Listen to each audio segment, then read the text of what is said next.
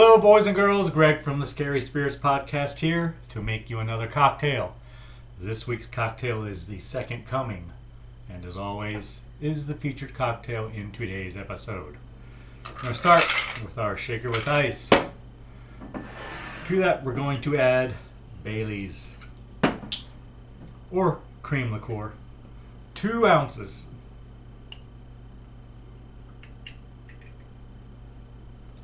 One.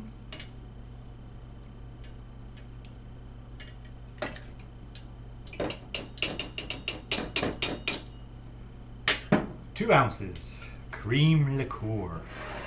Next, 1 ounce coffee liqueur.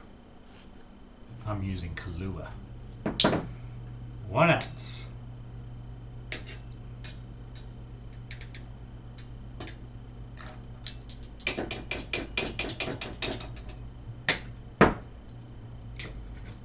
Finally, 1 ounce orange flavored liqueur, triple sec or Cointreau. 1 ounce.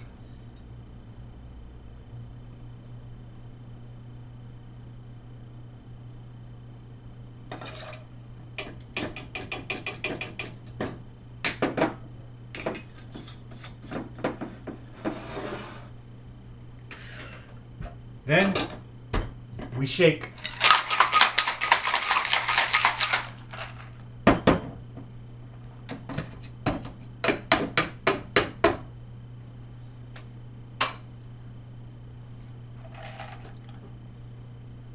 Then we pour it into our cocktail glass.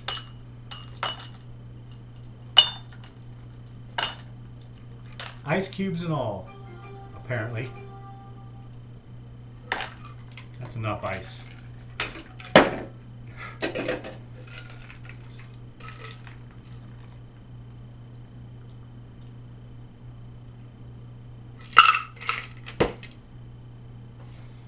And there you have it, boys and girls, the Second Coming.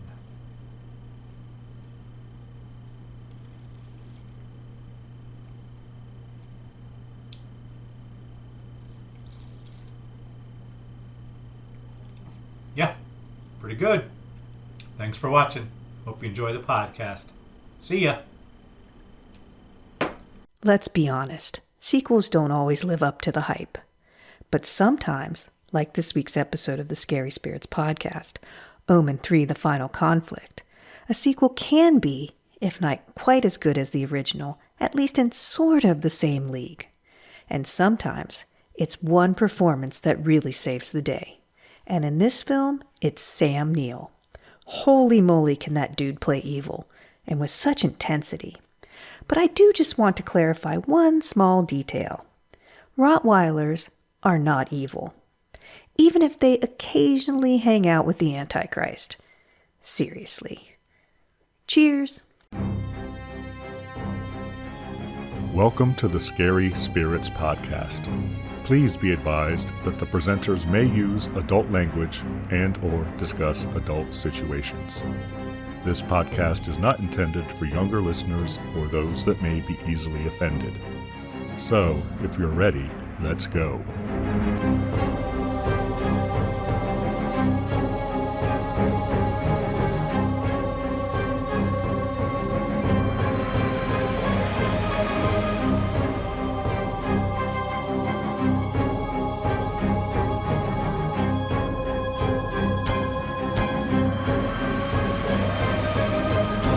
Hello, everyone. I'm Greg. And I'm Karen. And welcome to the Scary Spirits Podcast, the podcast that combines the two very different but highly compatible worlds of scary films and alcoholic spirits. What could possibly go wrong? Indeed. How are you, Karen? I'm delightful. How are you, Greg? I'm good. Thank you for asking. That's what we do. How about that March Madness horror bracket, Karen? It's blowing up. It's blowing up. Yeah, upsets. Few upsets. I'm just saying, few upsets. We are now down to the final 4, Karen. Very exciting. Yeah, I don't think I mentioned it in the previous weeks, but I've noticed that email addresses that look a lot like your family and friends have not been picking my films. It's like they think if they don't pick that you're just going to win. They have good hearts. I think Bless their maybe hearts. I phrased it wrong or something, that because they all seem to do it. So Yeah, bless you their need to little pick the hearts. full bracket and then And pick mine at the end. yeah, and if they really want you to win, they would have tried to eliminate my higher seeds in the early rounds. But yeah, whatever. We'll see what happens, Karen. I don't think they're quite that invested, Greg. It's not like they can win the Blu-ray Scream 6. It's true. Well, friends can, but True, family. Their email address has the name Hudson in it, then no, they're not going to win. Or Louis, or but you're there's a just couple others. automatically I recognize, like, I think that's Karen's brother's name. Or I think that's Karen's nephew. Something about Colorado or something. I don't know. We'll see. I'll verify with you before we draw the names. Yeah, you don't want to eliminate anyone on a hunch. True, I won't. I would not do that. I'll clear them all with you first. But like I said, we are down to the final four, so go to the website, check our social medias, and click on the link and pick the final four. And if you haven't entered yet, you can still enter. Enter your email address, and you too could win one of 5 copies to Scream 6 on Blu-ray. Yeah, you don't have to have been with us from the beginning. You can vote anytime. We don't care. Yeah, lots of special features included in this, Karen. Over an hour of heart-pounding killer bonus features. On the Scream 6? Yeah, that's what it says. Well, that's awesome. It is. Yeah, so just go and fill it out. If you put your email in, you have a chance to win the Scream 6 Blu-ray. If you don't, it's fine. You can still vote. Yes. We're having a good time doing it, so I hope you continue to vote. Yeah, it's fun. It's fun looking at all the responses and seeing who's winning and whatnot. Good response to it. So I'm pleased. Well, that's all we want, Greg, is for you to be pleased. No, that sounded dirty. I'll just be happy when my film wins. Yeah, that's all I. Mm-hmm. You keep thinking that. Do you have a good one too? You have a few good ones in there, so we'll see. We'll see what happens, because you never know. Just like March Madness, Karen, you never know. Sisters of the Poor could rise up and knock down the Sisters of the Poor. the big bad blue bloods. I'm just, Oh, that's what they call, oh. Well, my sister texted me and said, I don't know some of the movies. I just picked randomly. I said, that's okay. That's how I do my March Madness bracket anyway. Just pick randomly. You can do that too. Yeah, just pick the higher seeds if you like, whatever you want to do. You do you, Karen, as we like to say. Yes, we do. All right, enough foolishness. Are you ready to get to the film here? Talk about the film. Yes. What movie did you pick for us? Oh, was it my choice? It was. Karen, I've picked a film from 1981. Ooh, those were the glory years, weren't they, Karen? You keep telling me, but no. All right. Film I have picked is called The Final Conflict. And why did you pick that one, Greg? Karen, this episode comes out on March the 20th. That just happens to coincide with the date that The Final Conflict was released way, way, way back in 1981, Karen. Another good date to have chosen this film is, what was it, April 23rd or 24th? March. Oh, March 24th. That would have been a good date too. Would have. Which you'll find out why. I'm not that, if you I'm keep not that listening. clever, though. It's just been on my list because this is number 3 in the Omen trilogy, and we've done the other 2 so far. I assume this went into theaters and everything. Oh, absolutely, Yeah. Karen. Didn't you see this in the theater in 1981? No, I didn't see any of them. Okay. I'm not sure I like that, Karen, that you even thought that this could have gone direct to video. What are you trying to say? No, I just thought you told me back when we were doing the other ones that there were a couple that were TV things. Yes. And I would have been surprised if this was one, but I couldn't remember And what you had said. We will probably get to those at some point.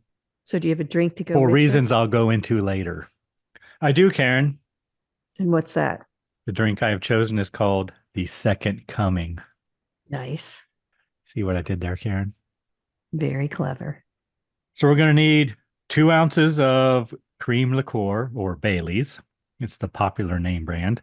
1 ounce of toffee liqueur, which Kahlua is the popular brand. And 1 ounce of orange flavored liqueur or triple sec or Cointreau if you're one of those name brand people, which I was. I used all those name brands in my cocktail, Karen. I'm a name dropper. Just going to pour all those in a cocktail shaker, shake them up, and then strain into a cocktail glass, I guess. It says pour, but I strained mine, so there's no ice in my cocktail glass. Yeah, I put ice in mine. It didn't say put ice in the shaker. It didn't. You didn't do a dry shake No, I did not, Karen. I did a wet shake. with ice. I kept the ice in mine because I like my drink cold. Well, some of And dilute. Some of the shattered ice did end up in my cocktail glass, so, but just a little. Should we give our friends and listeners time to make their own second coming, Karen? Of course. Hold on.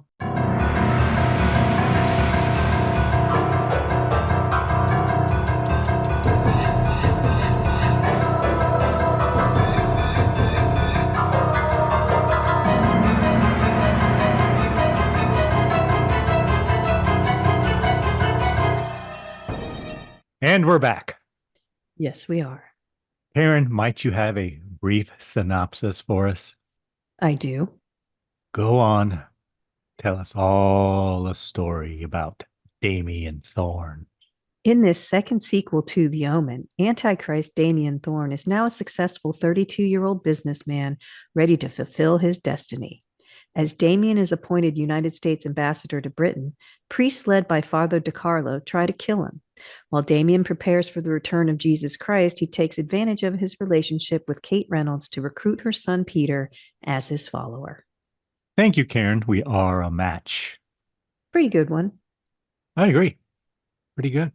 All right, Karen, tell me everything you really enjoyed and were pleasantly surprised by in this film. I know there'll be lots of things because I have quite a few things on my list. And we'll see if we have any of the same ones. Yeah, let's see. You go first. First, I'll say I'm pleasantly surprised that a third sequel, well, it's the third movie, right? It's the second sequel, third movie is so good. Usually by the time they get to this point, they're just throwing shit together. When you get to something 3, it's not usually good or not near as good as the first ones. And I think this one holds up the standard very well, which is a nice surprise. The acting's really good, I think. I like the consistency, not only in the story, but in the filming style almost. It carries the same visual atmosphere, mood, something. Somehow it looks very similar to the first two in filming style and lighting and everything, I think. Even acting styles and things. It really continues well from the first two. I can tell you right now, I can tell you that I believe they're all different directors. I think the executive producer is the same on all of them, though. It just felt that way to me. I mean, I've only seen these once. I'm sure there are people who've seen them many, many times and will say, no, the third one is so different in such and such a way. But to me, as a novice viewer, I thought that the continuity was impressive through all three. The story, of course, is interesting. Acting good, sets are good. There's a couple lightning effects that weren't great, but he's mesmerizing as the main 1981. Character. I think he looks cold and evil. Sam Neill, we're talking about. Yes. Yeah. He portrays it well. He was widely unknown at this point. I'm sure this helped him out a lot. He carried the film, of course, which is his destiny. But I thought you could see the coldness. He could turn it on and off very effectively, which is what he would need to do in this situation. That's all I've written down. Is there more? What else do you have? A few Music's things good too. Very effective. Anything else? No, Did you sorry. like the sets? I said the sets. Did you like the sequel potential? There isn't a whole lot of sequel potential. Did you think the animal actors were very good? Oh, the animal actors were awesome. Yeah, we didn't have a raven in this one though. No, but the pack of Kind dogs, of upsetting. the way they all looked in the same direction at the same time, And there's a impressive. Roddy, Karen. You didn't enjoy the Roddy's work? Oh, yeah, well, but we've talked about that before. He's been in, you know, All right, so I did write a couple things down while you were talking, because first thing I want to say is you mentioned usually when you get to three, something, something three, it's not very good. Well, I'm going to say I'm very glad that this is not called Omen 3. Like Omen is not even in the title, really. It's just oh, I called, thought it was. I thought I saw it was. well, it may have been, but I didn't. I No, know it it is has its own title. I know it is the final conflict, not the final conflict Omen. parenthesized Yeah. the Omen 3 or hyphen Omen 3. I Like, think I when I saw it, it said Omen, the final conflict. yeah, and There then is no three in it. yeah, but the Damien was Damien Omen 2, right? Mm-hmm. And there is a 4, which we may get to, and it's Omen 4, The Awakening, I believe. I should also say that this movie, I think you could walk in the theater and see this without having seen the other two and been perfectly informed and enjoy it. You're not, Yes. they give you enough information about the previous ones. It does help to have those, I think, but you don't necessarily need them to understand what's happening, Not at all. which I is agree. also nice. I like the music is terrific. It's by Jerry Goldsmith, who did all of the Omen film, all the first 3 Omen films, all the important ones he did. And I have the soundtrack to all of them because they're terrific. You just listen to them, listen to the chants Yeah. while you're reading the morning paper. No, it's when I want to go to sleep, Karen. That's what I put on. That's your meditation. My meditation. Yeah. Gotcha. Yeah, you could do worse. Did you recognize any of the Latin chants? Anything they were saying in this one? No, Okay. of course not. Sets were fantastic. It's England, right? Lots of great places to film in England, as we see in Hammer films a lot. But this is a lot of natural sets, like ruins and the moors and whatnot. Give me some religious imagery, Karen, and I'm happy. I love that shit. Well, it's funny. I was wondering while I was watching this, because as we've talked about many times on here, I grew up Catholic. You grew up, what would you say? Methodist. Methodist. It's a very Catholic imagery type of film. And I wonder if it affects you the same way it affects me. I mean, these are very disturbing things when you watch it, if you have that background. There's a lot of little things in it that I think probably bothered me. Well, would have bothered me more if I was still practicing that religion versus how it affected you. You know what I mean? Like, there's a lot of things in here where if I was a child and they were saying or doing these things would have been extremely upsetting to me. Mm. That probably didn't really. It piqued my interest, Karen. Yes, I understand that. But I'm saying I think it probably affects us differently. But I don't know the differences between Catholicism and Methodist. So maybe it does affect you the same. I don't know. But I think it's geared towards Catholics. It's all the same, just a different name and practices. Some have more procedures and things like that than others, but whatever. It's all Christianity, basically, right? Yeah, but I think there are certain things. I bet I recognize things that you probably didn't. Okay, cool. I'd like to watch this with you then at some point to talk about those things. Things that give me the willies that you probably were like, whatever. I'm like, oh my God, that was fantastic. I love that shit.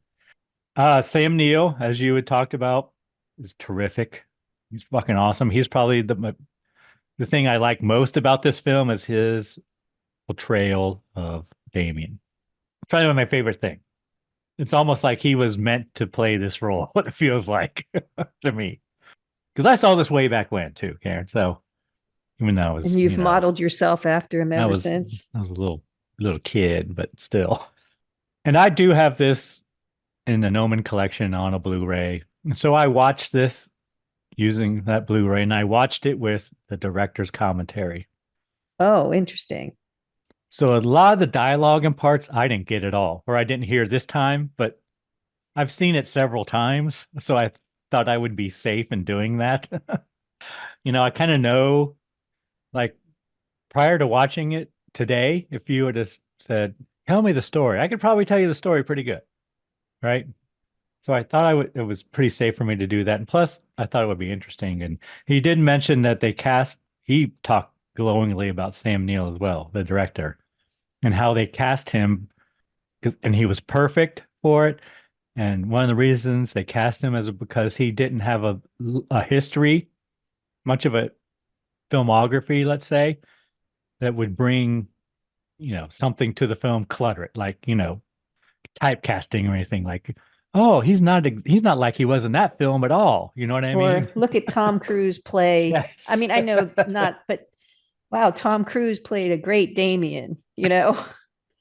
You don't have that with this. No. Tom Cruise couldn't play Damien because he's too damn short. Well, I just picked a popular name. So Sam Neill's terrific. You talked about the continuity between the three films. And I mentioned, I believe they're different directors. I think they're the same executive producer, but I agree completely. Or at least there's at least the same executive producer on at least two of them. All right. So the original Omen was directed by Richard Donner, produced by Harvey Bernard.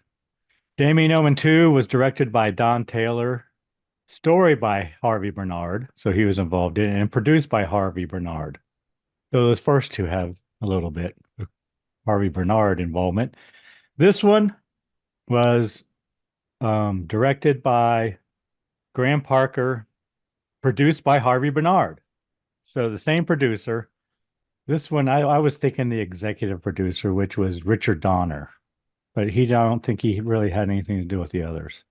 But that name's familiar to me. Yeah, he directed the first one, and he was the executive producer on the third one. So there's a lot of continuity there. Yeah. Overlap, yeah.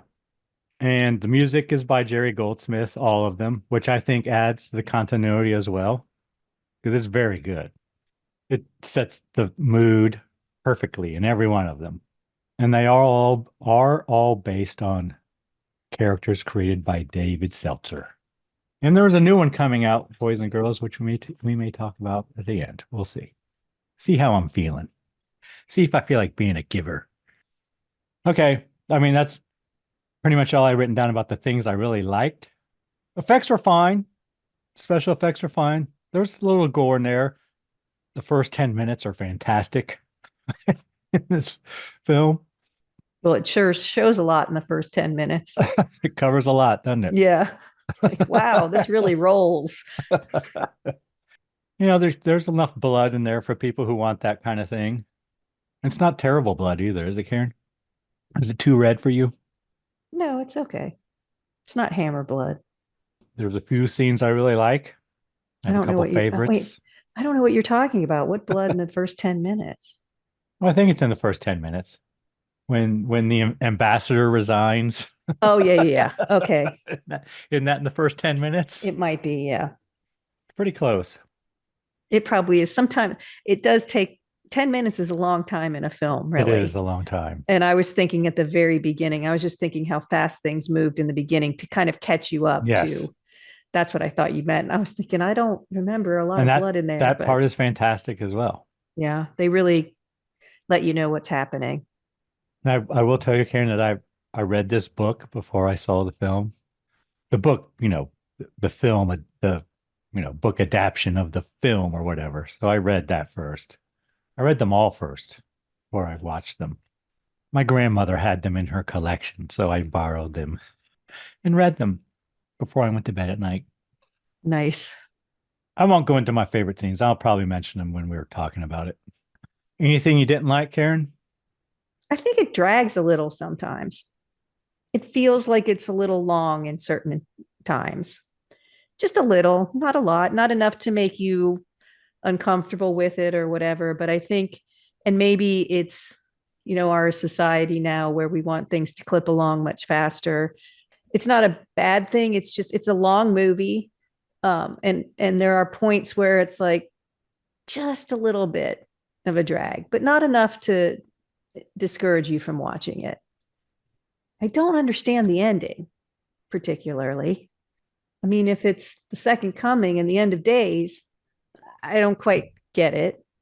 So there's not a lot of sequel potential, but maybe there is. But if you interpret it the way they said it, then probably not. Like if I don't think it's the is, end of days. but they kept saying that though. He kept saying that over and over. It's the birth. It is the second coming, like the birth. Like but it's a newborn. That's the end of days. Okay. If according to them, but whatever, it's not that important. It's just I was a little confused at the end. I'm like, well, does the earth blow up now or does everyone ascend or what happens? It's ambiguous to me what happened at the end, and not in a sequel potential kind of way, kind of in a, wait a minute, you prepped me for one thing, but something else is happening. That's probably it. Although I do have a question after watching this. It's not something I didn't like. Well, no, but when you watch it, I preferred the ending. And I'm not saying this one shouldn't have been made, but I think that ending, chef's kiss. You know, the kid is there. He's with the president of the United States. He's going to rise to power. Evil kind of stays, right? Doesn't win, but is there. I'm not sure he was with the president in 2. Well, whenever he's holding he was holding his hand in the first one. Okay. Well, that one. Okay. Sorry. I confused them. That one to me is an ending where you have good and evil in the world, right? This one, do you think religious people who watch this one go, God wins in this movie? Yes. Religion wins. You know, good, literally God wins. Jesus wins. So it's not quite the same.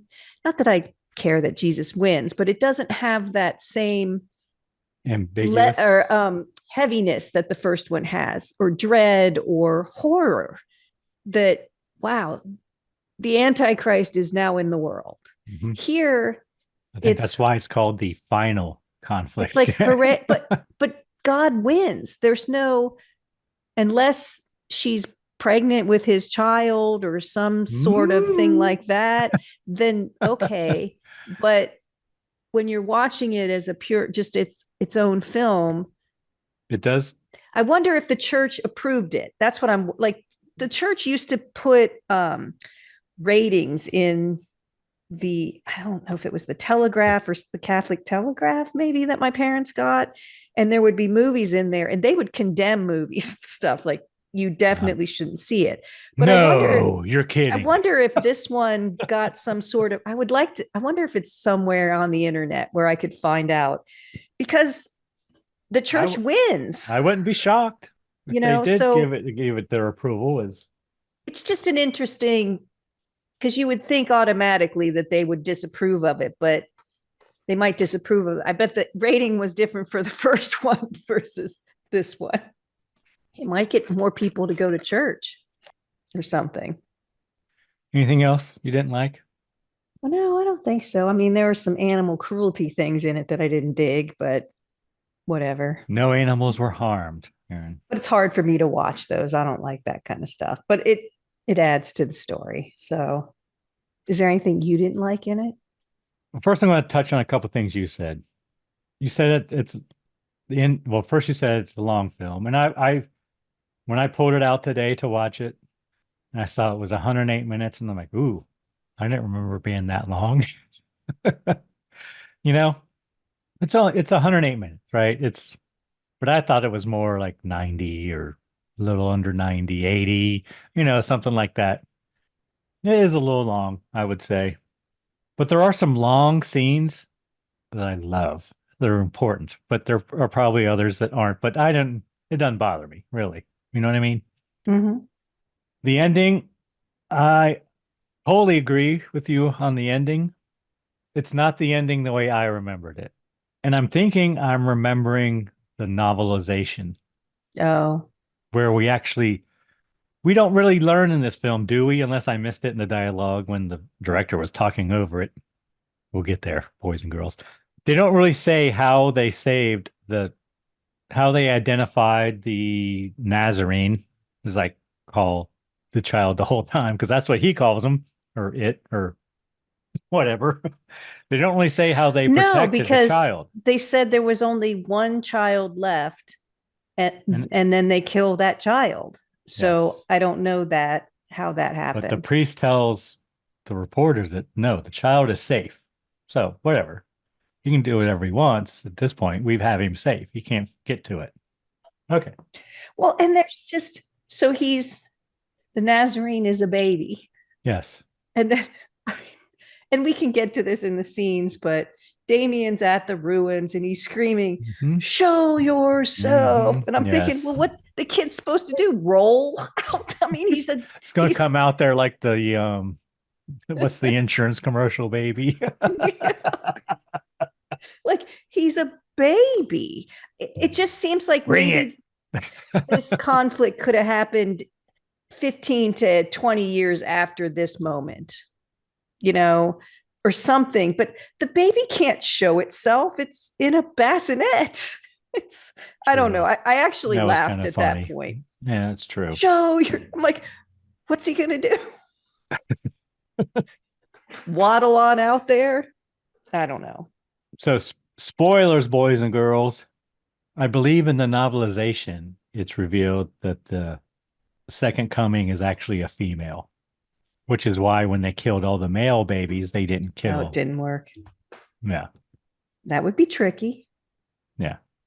But then that goes back to something I enjoyed about the film, the religious imagery, the biblical, going back to like the Old Testament, Karen, the slaughter of the firstborn boys, the Passover thing, right?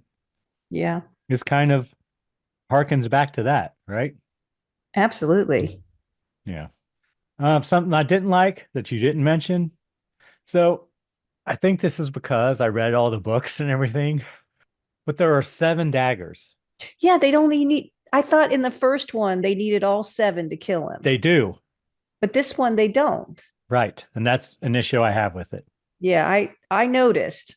Yeah, the 7 they're supposed to be done. There's going back and to in a the ritual, whole Catholic thing. There's a whole procedure and ritual you have to follow. You have to do I don't the sign think that's across Catholic, from the but left to the right, not the right to the left or whatever.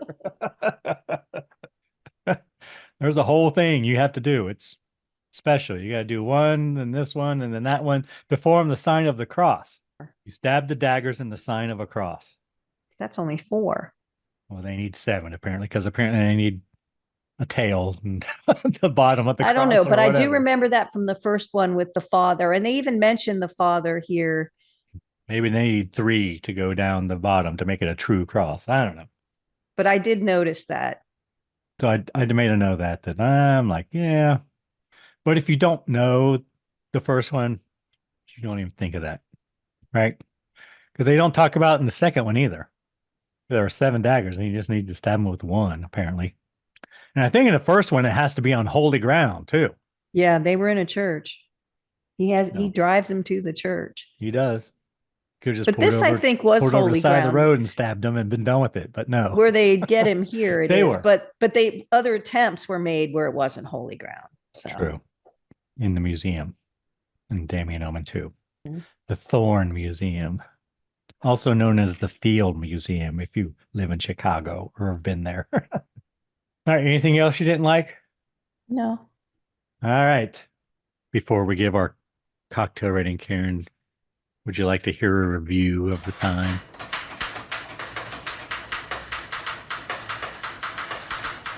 Of course. Tell me it's Roger Ebert.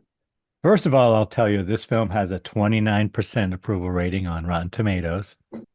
What? I know, right? It has a 5.5 out of 10 on IMDb. What do you think the Google users what are they comparing Karen? It to? Don't know. I was shocked as well, Karen. I was shocked and appalled. 86%. Ooh, that's pretty good, Karen. 80. You were a little over. Ugh.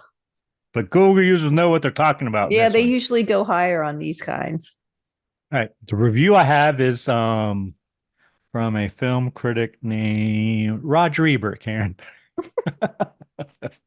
It sounds like you're making it up. No, no, it is Roger Ebert. And it's dated 1/1 of 81, which, this came out in March, so he might have seen a screener or something in January 1, whatever. But you know how the internet is. All right, and I'm going to read the whole thing because I started to try to go through it and paraphrase. And I'm like, nah, I'm just going to read the whole thing. Okay. The first 10 minutes of the final conflict are such a masterful job of storytelling that I dare to hope that the Omen trilogy had pulled itself out of the bag. The story is told in images without dialogue. An earth-moving machine in Chicago digs up 7 ancient daggers.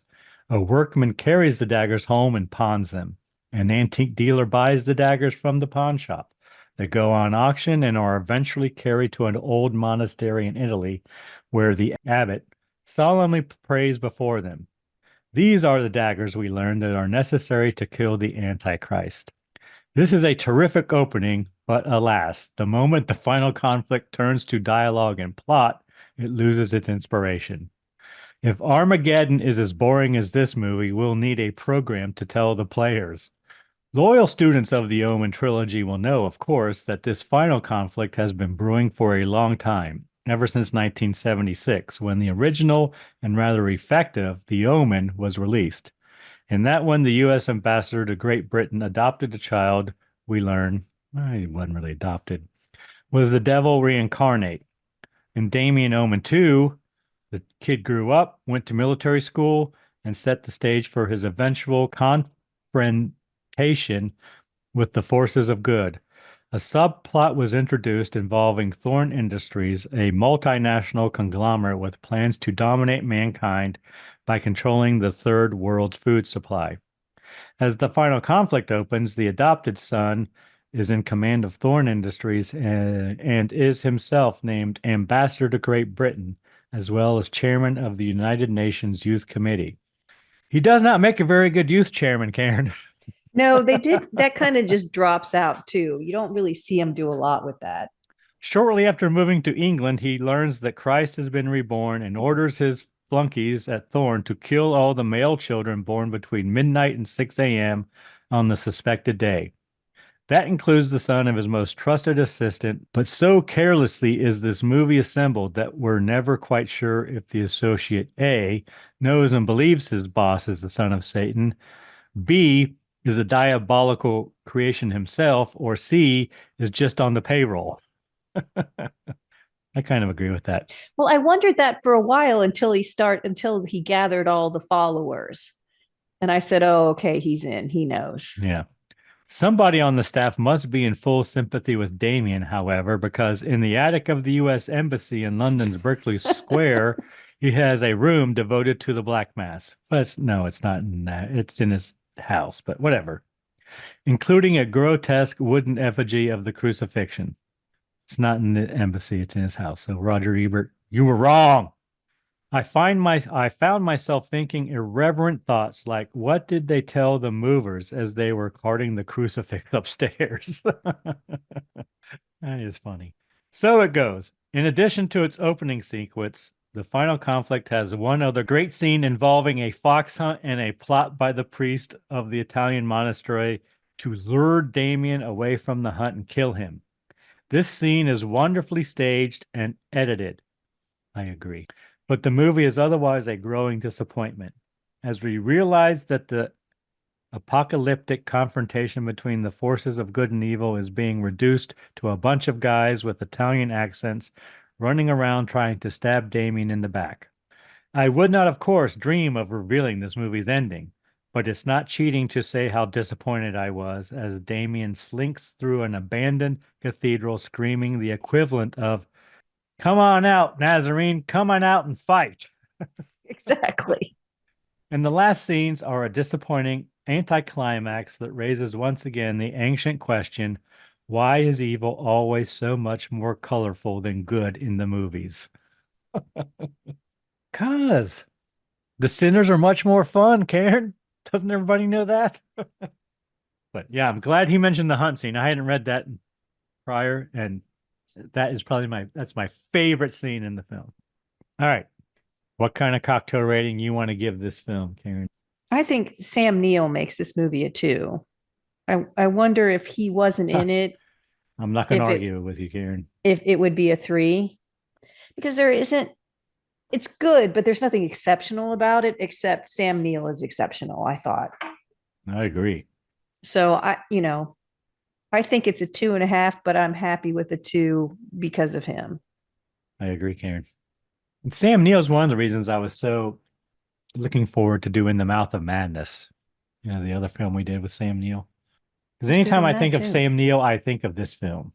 He is terrific. All right, 2 cocktails.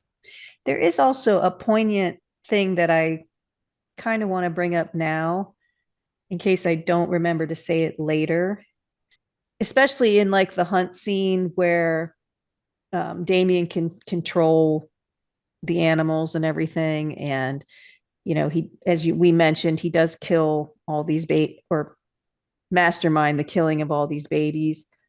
And I'm watching it and I'm thinking, well, why can't God help the priests? Why doesn't God step in when the babies are being murdered? Why? I believe Damien mentions that at the end. He does. But while I was watching it, I was thinking, why does evil have all this power and God doesn't? I mean, God does triumph in the end.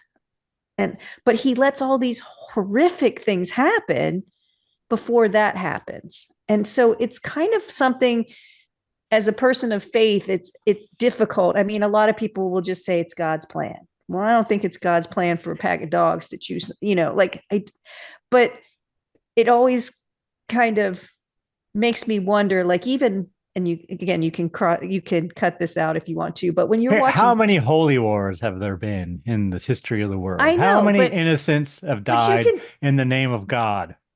I know, that's what I'm saying, though. Right. It's just kind of, it's this dichotomy that you can't, I don't understand why people don't see it. But even when you boil it down to something so simplistic as, I like to watch football, right? And when they interview the players afterwards and they're like, the first thing they say is, I want to thank my Lord and Jesus Christ for, this win today. And I always think, well, why did Jesus pick you? Are you holier than the other team? Or like, what makes you think that your Lord? And I would just much prefer them to say something like, I would like to thank my Lord and Savior Jesus Christ for giving me the abilities that I have worked on to win this game. But they act like God is up there and getting sides. Me through it without injury. Yes, or whatever, that kind of thing. And it was just kind of funny, not funny, watching the pack of dogs. I'm thinking, well, if the devil can do that, why can't God do that? Like, why isn't there more? Why aren't the dogs going towards them and coming back and going towards them and coming back until like it splits or something? Why does evil have all that kind of power? I could see it if it was a lay person, but this was an instrument of God, right? So they should have been on fairly even playing field. Damien, okay, being the son, it would be more like Jesus, one-on-one, and I get that. But there should have been a little bit of interference at some point. It always bothers me that all those bad things can happen like that. There never is, though, Karen. There's never any interference. They're being tested, Karen. They're being tested. That's true. Just like Job. Well, they're not being tested anymore. No, they go. All right. Are you ready to get into it? Yep. All right. Where did you watch this film, Karen? I did watch it on Amazon. I watched it on The Omen Collection Deluxe Edition Blu-ray, 5 Blu-ray box set. Nice. And I also listened to it with the director speaking over the whole time, describing things or whatever, what he was thinking, where they filmed it, whatever. Just because I thought I have seen this enough. It's okay if I miss a little dialogue. I know the story, pretty much. So my notes are not quite what they usually are, Karen, just so you know. And I hope our listeners are not upset. I don't want to fail our listeners. I think your insight will lure them back in. Well, we see. We'll see. I might have written some things down that you wouldn't know unless you heard the director's commentary about where they were and things like that. But I didn't really make a whole lot of notes about what he was saying. All right. Final Conflict from 1981. All I can tell you is that it's rated R. I had no warnings on my Blu-ray, Karen. I didn't see any warnings. All right. Film opens, we have credits. Words to read, Chicago, Illinois, right? And there's a digger, as Roger Ebert says, and they're excavating what used to be the Thorn Museum. I know that because I saw Damien Omen 2. And one of the workers finds a knife on a conveyor belt and sticks it inside his overalls, Karen. And says, I'm going to take this home. Looks valuable. Yeah. And then we see the daggers at a pawn shop. Then we see a guy go in and buy them. Then they wind up at auction. Then we see the guy who bought them at auction doing research on them, and he ends up selling them to a private buyer. He put them up on Craigslist or something, Karen. eBay, maybe. Yeah, eBay or Craigslist. They meet and he buys them. Well, he's doing studying. I thought he took him to a priest. He just took him there. And then the priest nods like he knows what they are. They shake hands. The priest leaves with the daggers, gets on a plane, goes to Italy. Was he a priest? I think so. Kind of had a collar thing going on, but I wasn't sure he was a priest. I figured he sold them. That's what the handshake was. Yep. Deal.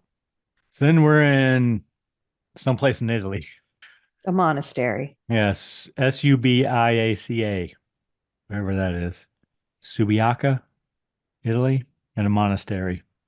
And right here, the director mentions how fortunate he was to have Jerry Goldsmith do the music, and then Jerry Goldsmith's credit comes up. So we're still in the credits. The end of the credits. Then we see who we learn is Father DiCarlo with the daggers. And he's happy to get them. Next, we cut to Thorn Industries. I wrote a propaganda film, and it mentions Armageddon, but it's really kind of a commercial, we find out later. Yeah, I thought it was a documentary about the Ice Age, but it's a commercial. And we see Damien and other Thorn Industry people in a showing room looking at the commercial, and Damien don't like it. Nope. I think that's trite. Cliche. He doesn't like the whole beginning of it. He wants to show the good work they're doing, not show the Antarctic. So he says, or the Ice Age, sorry. He tells them, continue to use the old commercial. I don't want that one run. So next he goes into his office and he's talking to his assistant, Harvey Dean. He tells Harvey he's going to be made ambassador to Great Britain. Then he recites some scripture referring to out of the Angel Isle. Yeah, so he's talking to Harvey's trying to get him to go somewhere and film some footage because that would be the best thing to do. But he says, I can't. I have to stay. I'm waiting for the president to call. He's going to offer me the ambassador to Great Britain. And then Damien says to Harvey, are you familiar with the book of Hebron in the Bible? Which I don't think exists. I think this is all made up. But well, maybe it's one of those forbidden books, Karen. Maybe. And they talk, it's Bible talk for a while. They talk about the Isle of England is where the second coming is going to be. And he says it won't be the beast that is destroyed. And then Harvey says, well, what about the current ambassador to England? And Damien just smiles, that smirk that is so effective. Hebron was a biblical figure. It's a city, though. There's no, isn't it? He was the son of, according to Torah, it's a person. The Torah, son of Kohath and grandson of Levi, consequently being the brother of Amram and uncle of Aaron, Miriam, and Moses. So there's a person, or a biblical person. And also that talks in the scripture that the beast will reign for 7 years. No, I think wait. Beast will reign for 7 years, which coincidentally is how long Damien has been head of Thorn Industries. Oh, okay. And the second coming is from England. And Harvey wants to know, well, what about the present ambassador? And Damien just smiles. Yes, he does a good smirk. Smirks. Next, we see the ambassador walking through Hyde Park, Karen, because that's what the director said it was. And the director did also mention the tense music, which is fantastic. And it looks like he's being followed, question mark, I wrote. Yes, very noisily. And we see a Rottweiler, Karen. Mm-hmm. Kind of stops him in his tracks. And he growls at him. But he continues walking, and he even walks right past his limo driver opening the door for him. I guess he's going to walk to the office, Karen. Well, he looks a day. little dazed at this point. After he encounters the Rottweiler, he seems a little on edge or dazed or hypnotized. Yes, hypnotized.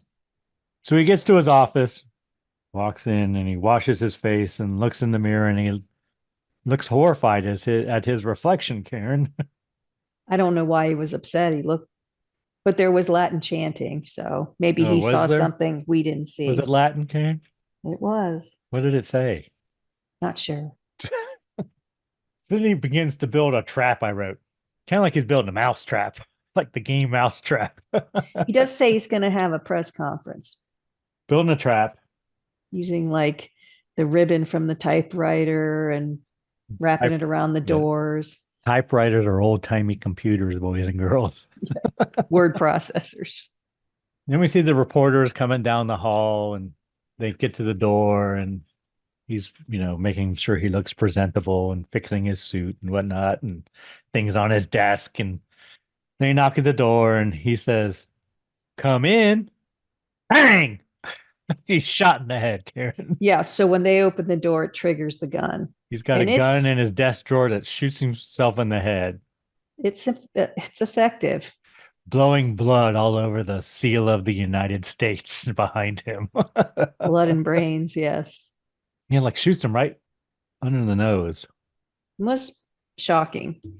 Pretty good. And we cut to the White House, and apparently the president is meeting with Damien. We hear a bunch about Israel being blamed for blowing up a dam or something, and Damien says, well, maybe it's these other people, and Thorne, which is pretty much made up. Yeah, Thorne did some investigating, blah, blah, blah. President offers him the position of ambassador to Great Britain. He refuses the position. He doesn't want to give up control of Thorne Industries. And yes, it's illegal for him to stay the head of Thorne Industries. And the president says, details. Yes, that's shockingly familiar. We can fix that. No big deal. We can bend that law. Then he has two other criteria or whatever he wants. Conditions, yeah. Conditions. He wants a 2-year term because he wants to run for Congress or something. He's going to run for Senate. Yeah. In the next election. And he wants to be president of the UN Youth Council. Which he's going to go after the kids, which is a smart move, for him. But nothing. We don't really see that a lot, though. Yeah, nothing really materializes from that. I think there's a lot more about that in the book. But, that would make sense. As there is. And the president, calls his secretary and says, put out a press release that Damien Thorne has accepted to be ambassador of Great Britain or whatever. And the youth president. And the youth council president. So then the president goes over and shakes his hand and says, your father would have been proud. Which I thought was a good quote, so I made a note of it. Because, of course, his quote-unquote father was former ambassador to Great Britain, right?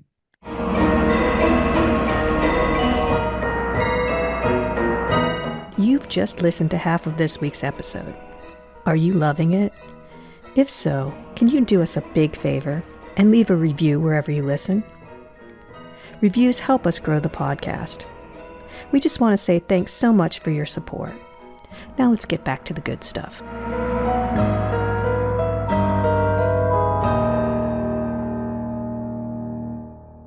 So then we cut to some astronomers, Karen, I guess. The planetarium, I said. Yeah, planetarium, exactly. And they're plotting stars, question mark, I wrote.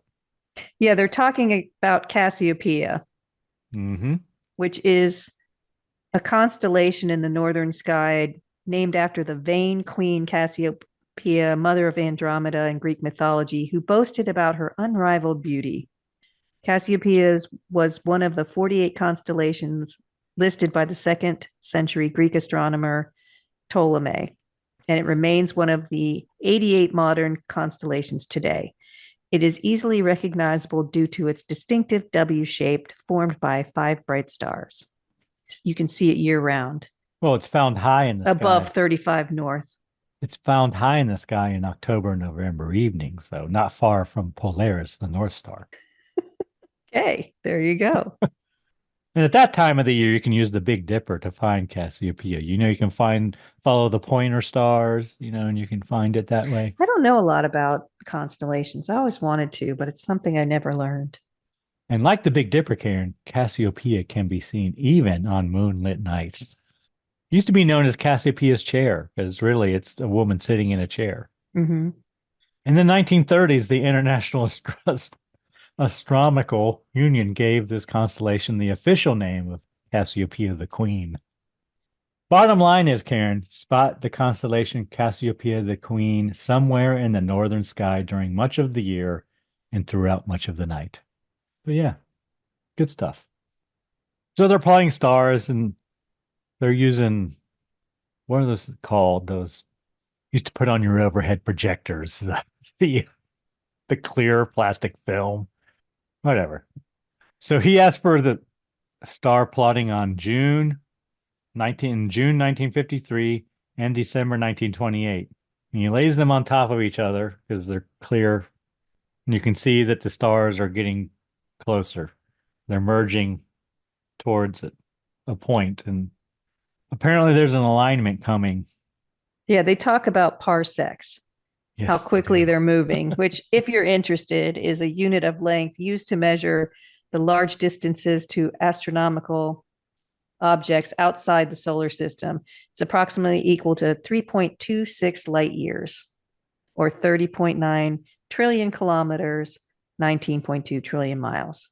But in Star Wars, it's time. It's not distance. Oh, but whatever. Maybe I did that wrong. I don't know. No, you're probably right. But because everybody makes a big deal about how, they misuse parsecs in Star Wars. Oh, okay. But anyway, so they run a simulator and then they send a message to DiCarlo that alignment, like a telegram or something. Alignment will occur on March the 24th. So then we cut back to Italy. Father DiCarlo and a bunch of other priests who the director called kamikaze priests in his commentary. Well, that fits. I called them monks. I thought they were monks, but they are priests. And there are 7 daggers, and I guess they're going to give one to each of the 7 priests. I don't know. And DiCarlo prays to, whatever, about the Antichrist, whatever. So he's basically saying they are kamikaze priests because he's saying to them, do your last rites because you may not have time to do it. This is it. You're pretty much going to die, which the last rites, he calls them something else, but it's basically the last prayers and ministrations given to an individual of Christian faith when possible shortly before death, especially in the Catholic Church. They may be administered to those awaiting execution, mortally injured, or terminally ill people. So that's basically what it is. It's the anointing of the sick too. They probably did that too with the oils and all the things. But it's like, get all of your sins out because this is it. Oh, confess all your sins, not get them all out. Well, that's how you get them out. You confess them. Oh, well, you have a bunch of sins build up you want to do. You got to get them out. Oh, you mean perform them? Because Yeah. you have limited time? Oh, no. Well, no, okay. But anyway, he gives each priest 1 dagger, and as he hands it to him, he does the sign of the cross, right? Yeah. And we have a montage of all the priests getting their daggers and praying. And doing their last rites, yeah. And then we see Damien giving a party, I guess celebrating his appointment as ambassador to the UK. And I do say he does look very young. And then the woman says, is it true he's 32? Only 32? Which I looked up what the average ambassador age is. You want to guess? Probably not more than that. Not much more than that. I'll say 43. Oh, so close. 45. Okay. So he's quite a bit younger than the average. The average. And we meet Kate Reynolds, who is a reporter for British TV. And Harvey and his pregnant wife are there, Karen. Yes, Barbara, I She's think is wearing her a name. beautiful white gown. I said two old guys from the Muppets are trying to figure out where the wine came from. The Brits are kind of putting down the Americans a little bit. And I guess Harvey, well, I know the director mentioned here that right here that Kate is a threat as Harvey is whispering something into Damien's ear. Oh, I didn't notice that. I just thought she looked a lot older than him. She Did you does. think she looked older? Like she was in her Yes, 40s? probably, yeah. So then we cut to Hyde Park, as the director said. It's a cement pond in Hyde Park, I guess. And we see Damien, Kate, and her son, Peter. And Damien gives Peter a remote controlled boat that they are playing with. And they're walking through the park, and Peter's playing with Damien's Roddy. We kind of gives a little history of the Rottweiler breed right here. Because, of course, there's been one in his family for years, Karen. Mm-hmm. And then we cut to they're walking through and they come to Speaker's Quarter, the director Okay. called it. Yeah. So before you go there, he shows interest in her right away, almost before she says she has a son. But do you think he's only with her to commandeer her son, or do you think he really is attracted to her? Because he really spends quite a bit of time with her. But I think he can use her for his own gain just because she has a TV she's in the show on media. British Okay. TV. Son is a bonus, I think. I wouldn't be shocked to learn that he went and Googled her. There wasn't Google then, no. I know, but he has he has resources, Karen. It's true. He has his ways. So they walk past Speaker's Quarter, like I said, as the director called it, where I guess anybody, it's not there anymore apparently, but apparently back in the day, anyone could just go up there and start spewing, talking about whatever they want. Like lots of times there would be comedians up there and they'll, whatever. And they passed by a man talking about the Antichrist who was one of the priests, and he and Damien lock eyes. So he's talking about, the Antichrist and blah, blah, blah, blah. Repent and whatever. And the man talks about the alignment and that the second coming is soon, Yeah. So they mentioned the second coming. Yes. And then we see one of the other priests is there in the crowd as well, watching Damien. So they know exactly who their target is. Yes. Not like they have to figure that shit out. So then we cut to the priest talking about Damien, Kate, and the boy. I guess back at He's like, their yeah, clubhouse. I don't know yes, where he's they are. come back to give info. He's I done. don't think they're back in Italy. No. And then they tried to devise a plan. Or they wanted to think, well, maybe we should get him when he's asleep. And no, he needs to be still so we can get him. And then they say, Yeah, well, the embassy and his home are too well guarded. They need to find somewhere else. And I don't think we mentioned that Damien agrees to go on Kate's talk show and do an interview. I don't think it's a talk show, it's a yes. news show. Sorry. And then it but comes on the TV and they say, ooh, he's still there. He's, not moving around there. He's sitting in a chair or whatever. And we see them. He's getting makeup put on, whatever. I don't know. So then we cut to the show. Well, wait, there is something that there's a tiny detail there. He is getting makeup put on, and the woman starts to brush his hair, and he stops her so she won't see the mark under his hair. Foreshadowing. Then we see Kate talking about Thornton Industries on the show, and she's we hear her giving a bio of Damien as we're cutting to, Damien walking to the stage, and then we see one of the priests is there watching, and he's kind of snuck in, and he's shooed away by a stagehand, but he hides, and he ends up climbing up on a catwalk above the stage. Karen, is that what they call that, a catwalk? Yeah, I called it rafters, but yeah, it's catwalk. He's very clumsy and not stealth at all. He's very noisy up there. I've never been up there, so I don't know how noisy those things are, but he was not doing a good job of being stealth. So then we see Damien on the show there, and he starts talking about how he wants to give children a voice, blah, blah, blah. Priest is up above him, pulls a dagger. Harvey sees him up there and yells, Damien! And as he does, the priest loses his balance, falls, his leg catches on a rope, wraps around his leg, and he swings into a bunch of fucking chemicals or some shit, Karen, and catches Yeah, and I on don't know fire. why everything catches on fire. Very unsafe TV set. But he swings back and forth on flames for a while, and basically he gone. And in the director's commentary, he says, "If you're keeping track, that's 1 down, 6 to go." Yes. Which I thought was funny.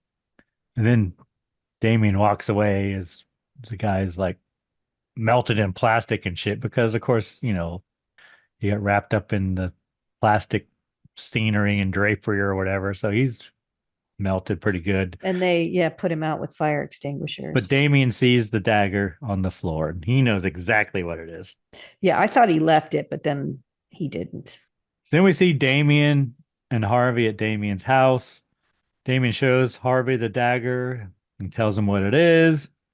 Kind of gives him a little background on the daggers of Megiddo, right, Karen? We've already talked about it twice. I'm sure. And they were given to his father to destroy him, meaning destroy Damien. Then Butler comes in and says, "Hey, the hospital is called for Harvey." And Harvey says, "Oh shit, Barbara went into labor." Yeah. Oh, by the way, I gotta go.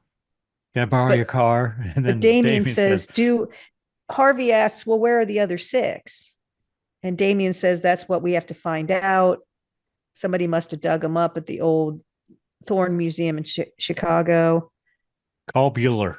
Yes. Bueller? Yes. But then he says, oh, I got to go to the hospital. And he's like, call Bueller first. Wasn't that the name of Paul? Was his name Bueller and Damien Omen too? I don't know. The curly haired Mike Brady looking dude. Wasn't that Paul maybe. Bueller? Maybe. All right. I don't think he died. No, I'm sure he didn't. So it must be Paul Bueller, the Mike Brady guy. Then we cut to the priest reading the newspaper. I guess that's what you did back in 1981. And basically the paper says that Damien has no idea what could have happened. He has no idea. But the priests now know that Damien knows. Yes.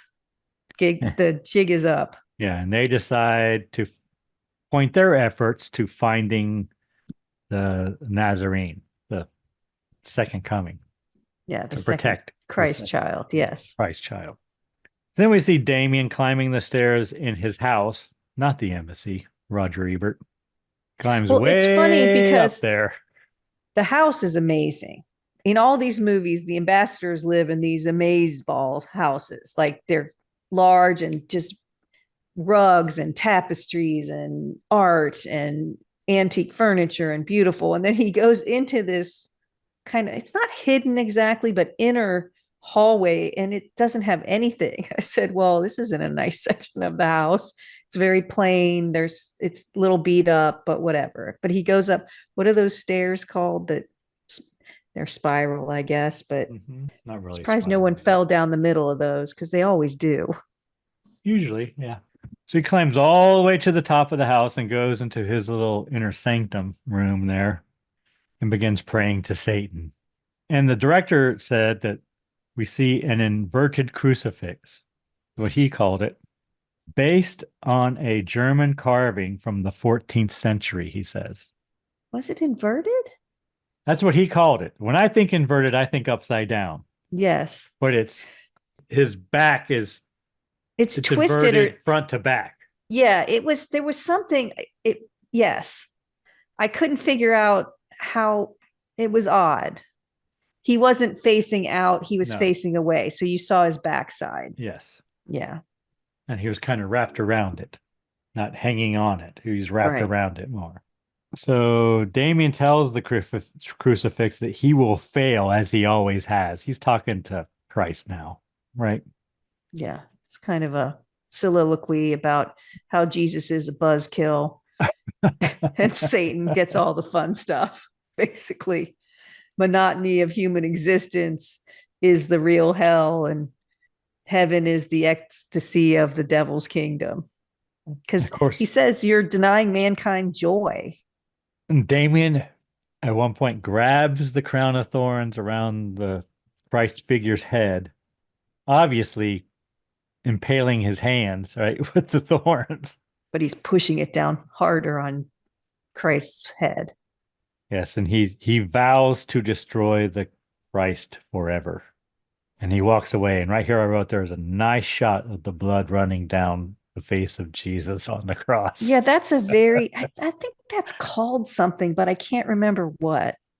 But that's a common, That kind of another like when people get stigmata is what stigmata. they, Yeah. but I think it's called something else, but I can't think of what it is. But it is a nice shot. And there have been statues that supposedly cry. It looks like he's crying blood, even though you can see it coming from his forehead, but the way it comes down his face, it looks like tears. Yeah. Yeah.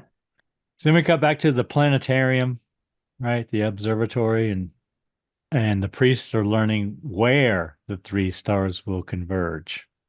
Like I guess they're going to converge over some specific place. I get well, like the star that was over Jesus the first time that drew the three kings and all. Yes, all of that. But they don't tell us where it's going to be. They have to wait. They can only narrow it down. And apparently, it's that day. I mean, they're there that day, March 24th. Yeah. Whatever. And we see Damien tossing and turning in bed, having a nightmare. And then they all watch as the stars align, and there's a big bright light, and Damien wakes up. Then we see Damien arriving at the embassy, I guess the next day, reporters asking questions. He goes in, but Kate meets him at the elevator. She wants to finish the interview, but Damien wants to have it at his place this time and then have dinner afterwards. We learn that Harvey's had a baby boy. And he tells Damien what he found out about the daggers. I look out the window, and one of the priests is out there with a crazy sign, sitting on a park bench. And Damien reveals that the Nazarene, or the second coming, whatever, was born the night before because he can feel him. He's sucking his power. Yeah, every day he's alive, he has less power. When he's up in his sanctum, he is inappropriately massaging Jesus on the cross, just his shoulders. It's like he's giving him a deep tissue massage or something. It's a very detailed statue, so you can see all the muscles in Jesus's arms and things, and he's running his hands along like he's giving him a massage while he's on the crucifix. So then we see the priest on a bus. It stops and he gets out, and the director says it was at the moors in Cornwall. And a vehicle pulls up and kind of follows the priest. And apparently it's Damien. Well, yeah, they see the priest sitting outside the office, and Harvey says, "What's he doing out there?" And Damien says, "He's waiting for me to follow him." And Harvey's like, "Well, that's stupid." And Damien's like, "No, I'm 100% going to follow him." Yeah, I didn't hear that because the director was talking. But yeah, so then we see the priest on the bus. He gets off, and Damien's following him. And the priest is trying to draw Damien in, and he gets on his satellite phone, Karen, to tell the others that we're coming or whatever. Oh, I thought it was just a walkie-talkie. That could be. But they go to a tower, and the priests are ready to ambush Damien when he comes in. And the sheep are restless, I wrote. Yeah, he thinks that Damien's much farther behind him, but I think he's caught up rather quickly. It looks like Damien enters, and they attack and stab him several times, cover his head and tackle him and stab him. And they pull the cloak or whatever off that they threw on him, and they see it as the priest.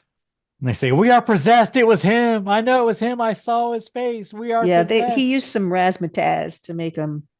You do see him. Cross. Yeah, you do when he walks in. You see Damien briefly, like for a second, and then they jump on him, and then it's not. I knew it wasn't him. I could, you're like, it's not him, but then they run. And there's Roddy's barking too, Karen. Mm-hmm. Then there's lightning, and the priests run away and descend into a hole. Is it a well or something? I don't know what it is. And they find there's no way out, and they're locked in there. It's the end of them, I guess. And right here, the director said, 4 down, 3 to go. Yep. If you're keeping track. Next, we see Damien telling Harvey to kill every newborn male born between midnight and dawn on March 24th. Okay, so you alluded to it a little bit. Back in the Old Testament, when Herod Ooh, realized, I was right. It was Old Testament. I think, because Jesus is born, but when Yes, Herod it's Old realized Testament. that he had been outwitted by the Magi, he was furious and he gave orders to kill all the boys in Bethlehem and its vicinity who were 2 years old and under, in accordance with the time he had learned from the Magi. So this is known as the Massacre of the Innocents, where Herod the Great It got orders something the to do with execution. Passover or not? That's a different, that's Oh. Jewish faith versus Oh, that's a Christian. different massacre of innocents. No, I think it's the same. It's just a different interpretation. Yeah. Orders the execution of all the males 2 years and under. Some Christians call this the Holy Innocents as the first Christian martyrs, but the majority of Herod biographers and probably a majority of current biblical scholars consider the story fabricated or unhistorical. There is a feast for the Holy Innocents, also known as Childermas, is celebrated in Western Christian churches on December 28th. Then Damien asks, "Hey, how's Barbara and your son?" Oh, they're fine. They're doing great. Thanks. Yes, when they Oh, were thank born, you. right? Thank you for the flowers. Oh, he doesn't ask there. No, he just Whatever. knows that he's had a son. Yeah. And Harvey tells Damien the boy was born on the 23rd. He does tell him right here. He wasn't 10 born on minutes the before. 24th. Yeah, 10 till. Then Damien goes to give the interview with Kate, I guess. We see him approaching a TV set. I don't, or not a set, but they're outside the ambassador's house, I guess. It looks like there's a camera crew. So he's doing an interview for someone. I assumed it was Kate, but we didn't see her. So then we cut to a fox hunt, Karen. Well, he tells Harvey, gather the people. I'll get there after the hunt. He'll make his way there. Oh, and I want to say before we go any further that scene in his inner sanctum when he grabs the crown of thorns and all of that shit, that's my second favorite scene in this film next to the fox hunt. It's intense. It's powerful. I love the blood running down the face of Christ on the crucifix. I think it's fucking awesome. And then we go to a fox hunt, which is now prohibited in Great Britain, but only since 2002 and the hunt and 2004. Oh, 2002 for Scotland, 2004 for England and Wales, but you can still do it in Northern Ireland. And the dogs used for fox hunts are English foxhounds, developed specifically to run in packs and chase foxes. They're still used in traditional English fox hunts where hunters on horseback accompany the dog as the red fox is being chased. They don't use the foxes anymore. Their ancestors include the bloodhound, greyhound, bulldog, and fox terrier. So Damien and Kate's son are both participating in a fox hunt. But we see the priest have a decoy fox, Karen. Yes, and they also bring up getting blooded. Mm-hmm. So if your first fox hunt and the fox is killed, they put the blood on your cheeks. And Peter's looking very forward to getting blooded. Yes, he is. So they release the hounds. So they show the priests getting a fox out of the hole with a terrier. Mm-hmm. And then they also have another fox. They're doing a bait and switch, basically. They also mention that Damien has the fastest horse of all the riders. So he's going to be off in front by himself. Yep. So the house go and start flushing out a fox. Right here I wrote it's a nice sequence of shots. And the director said the same. It's very very panoramic and big, majestic, whatever. And we see the priest watching the hunt, and he takes his double barrel shotgun, Karen, and shoots a fox. I guess the ones their dogs are chasing. Yep. And he releases the decoy, right? Because Damien's so far out in front that his dogs are going to follow the decoy. So they chase the decoy, and then the priest ties the fox to the back of his horse and drags it away so the others will follow that one. In a different direction. And the director did make a note to say no foxes were harmed. So next we see Damien on a stone bridge. Apparently he's trapped, Karen. Priest approach from both sides. They've blocked his exit. There's only two ways out, the way he came and ahead, and they've blocked both. They approach with the daggers.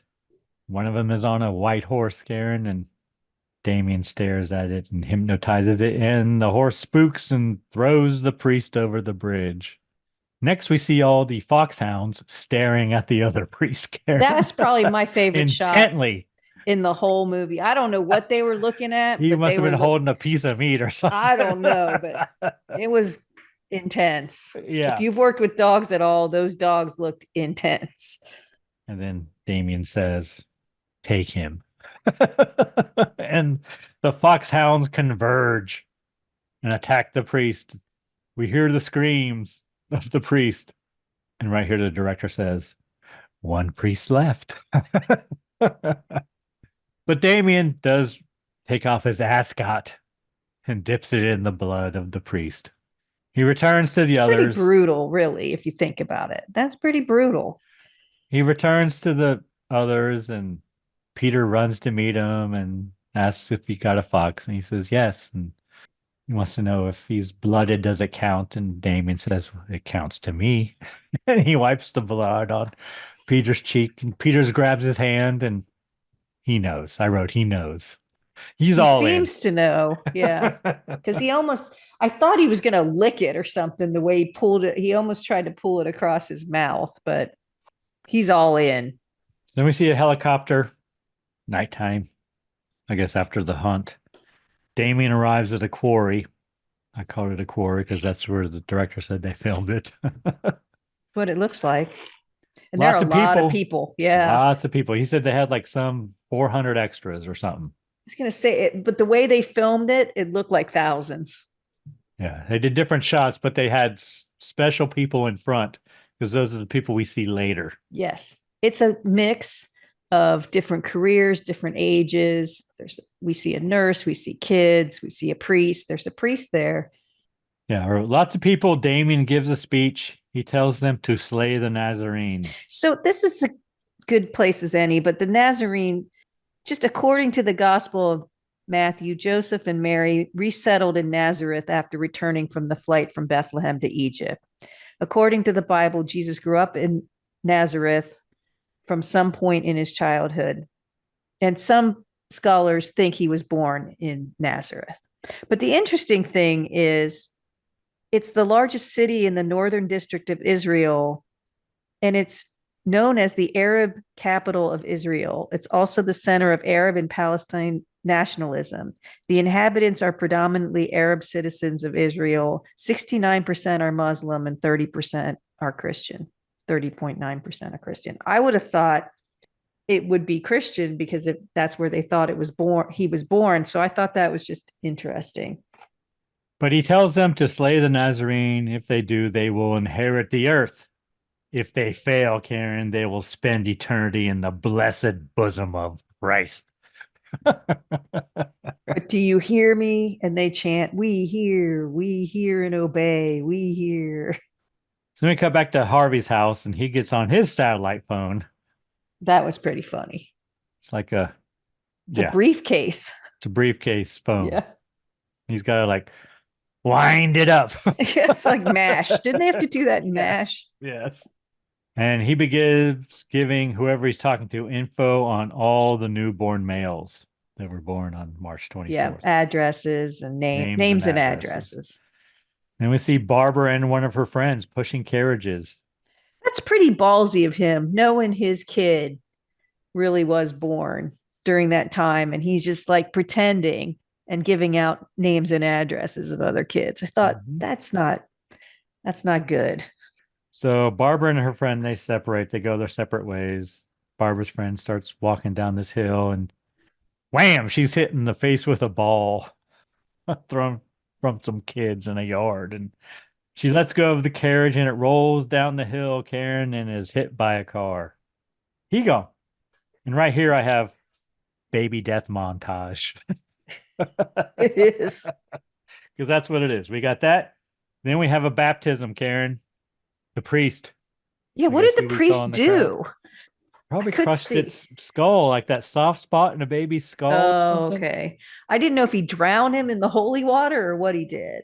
No, I think in the book it says that he Because they pressed on don't that show soft spot. anything. No, they Obviously, don't. they're not going to show killed babies, He but gone. And then we see Boy Scouts coming to the door of a woman and saying, "We're here to do our good deed." As the baby's crying in the background. And then we cut to the nurse cutting the oxygen off to, I guess, a baby, maybe in an incubator or something. yeah, that could have been me. So then we cut back to the World in Focus TV set. And Kate's talking about all the baby deaths. Barbara and Harvey watching. She says that a 15 to 20% rise in the infant mortality rate suddenly. Yeah, in the last week. Yeah, and Barbara's freaked out. Yeah, because she says they're all boys. DiCarlo was watching as well, and he looks horrified as well. Yeah, they should have, if they covered their tracks better, if they were just killing both, but they make it obvious. And Kate does mention that, it would be one thing if these were all like disease, flu, whatever, but no, they're all accidents, quote unquote.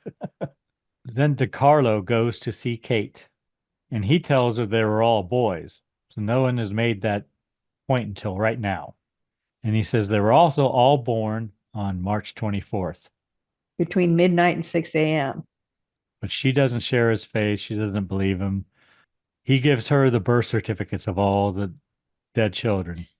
Yeah, she needs evidence, she born. says. Yeah, she calls herself a doubting Thomas, which, yes, if you know the story about Christ, after he resurrected, Christ appeared to 10 of the disciples and gives them the gift of the Holy Spirit with the authority to forgive sins. When told by the other disciples, "We have seen the Lord," Thomas doubts this is true until he sees Jesus and his wounds for himself. So 8 days later, Jesus again appears to the disciples, now with Thomas, and tells him to touch and see his wounds from the cross and to believe. That was a big deal back in Catholic school. Couldn't be a doubting Thomas. I find a nickel for every time I heard that, Karen, from my mother, the Baptist. But anyway, he tells her that Damien's the Antichrist. She don't believe it. He leaves his info and tells her about the mark of the beast. She can see for herself. And his address. Yeah. And then we see Peter finding the birth certificates. Well, we see at the time he's talking to her, his bedroom door opening. Oh, do we? I didn't notice. Yeah. And he's listening to what's being said down there. And then when his mom falls asleep because she's reading all the research, he memorizes the address. That's how he knows where to follow the priest, or how to follow the priest. Because that's what, happens in a minute. Then we see Damien and Harvey talking. Apparently only a few boys are left, including Harvey's son. Peter calls. Damien tells him to follow DiCarlo. And Harvey... Peter calls Damien. Damien tells Peter to follow the priest. Yeah, is that what I said? I don't think so. Okay. Then Harvey tells Damien that Kate called. Oh, yeah, Kate called and wants to see him. And Damien tells Harvey to call her and arrange a meeting. He wants to see her. So then we cut to Peter following DiCarlo. We see DiCarlo goes to see Barbara. Harvey comes home. And Barbara's in there crying, holding the baby. And she calls Harvey a murderer. Yeah, she's gone through all this stuff. There's papers all over the place. Yeah. She knows what's going on. You butchered all these other children. You don't know what you've done, Harvey says. So then we see Damien and Kate on a bridge walking and talking about evil, as you do, Karen, on the date.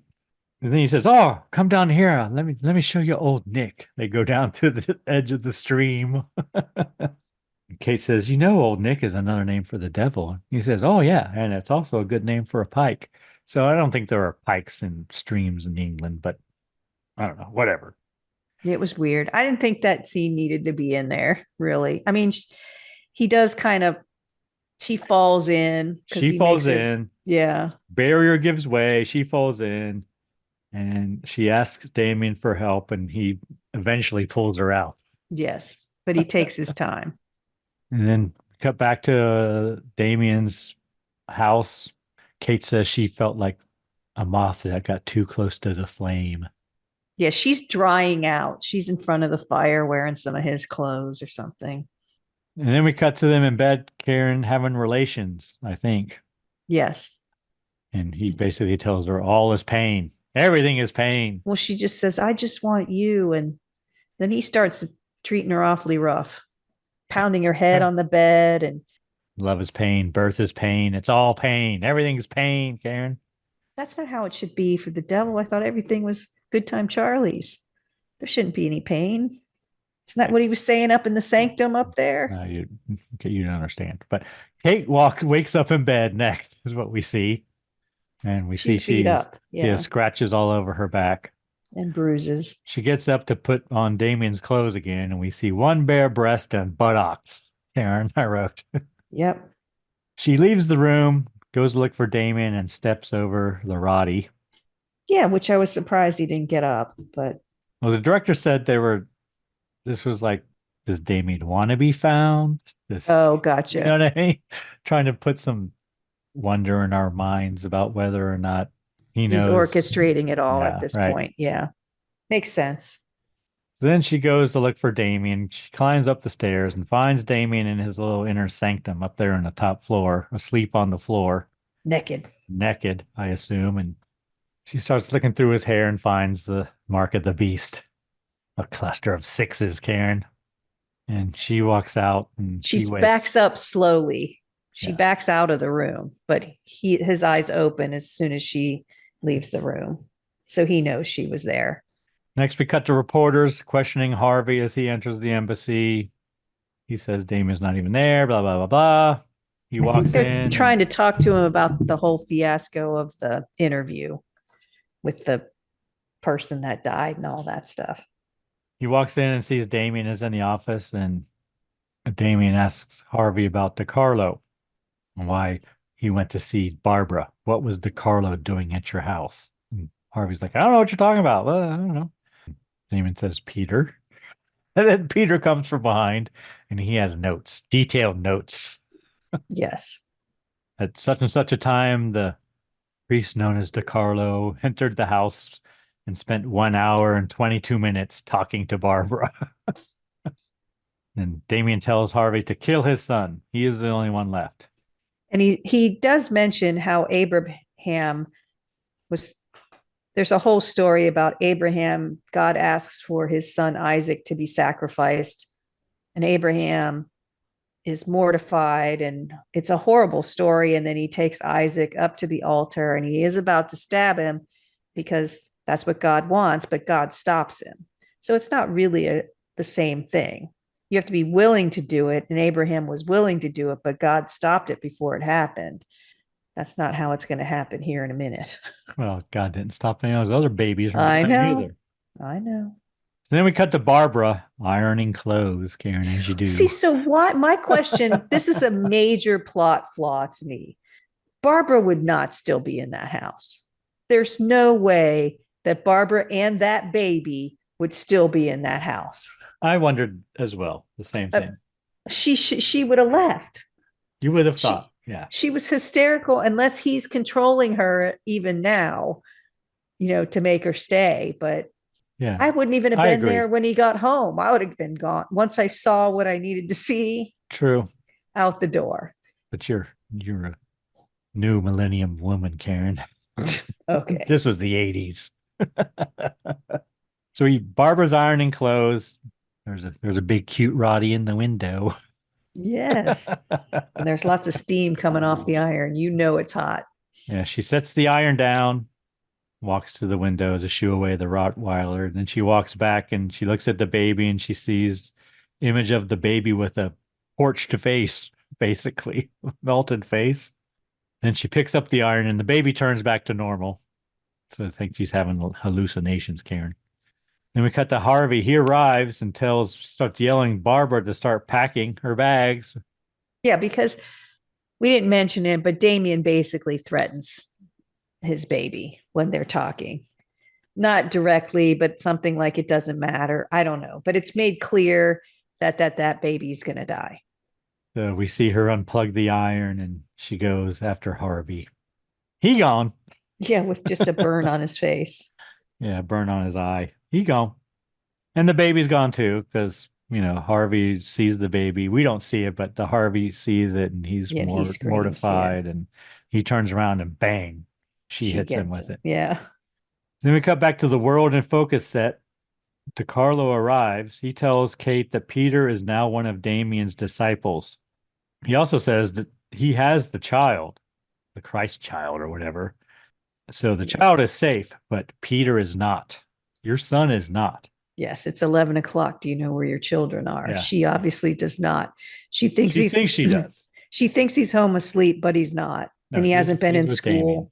He asks for Kate's help. And DiCarlo asks to go home with her, so he will be there when she sees that Peter's not there, because he says there's not much time once she realizes that all this shit's going down. So then we see Damien and Peter praying to Satan in the inner sanctum. And Damien only has one commandment, Karen. Not 10. No, not 10, just one. Just one. Just one. Begins having Peter recite it, but then Kate enters before he can finish professing his love to Damien. And she agrees to take Damien to the. Wait, it's interesting because you mentioned the Mike Brady character. And remember how we said it was a little icky between those two? Like, not quite homosexual, but a little bit. Yeah. Remember that? Yep. And it's a little bit of that here.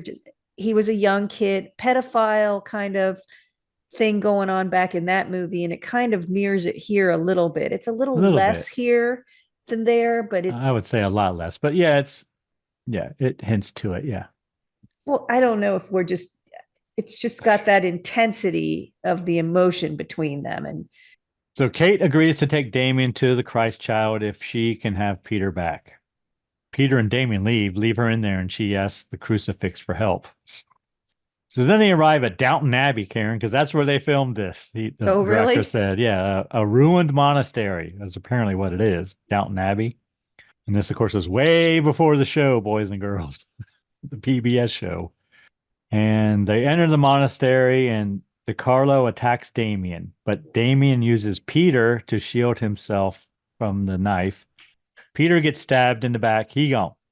And we see, as you talked about earlier, Damien walking around yelling for the Nazarene, show yourself.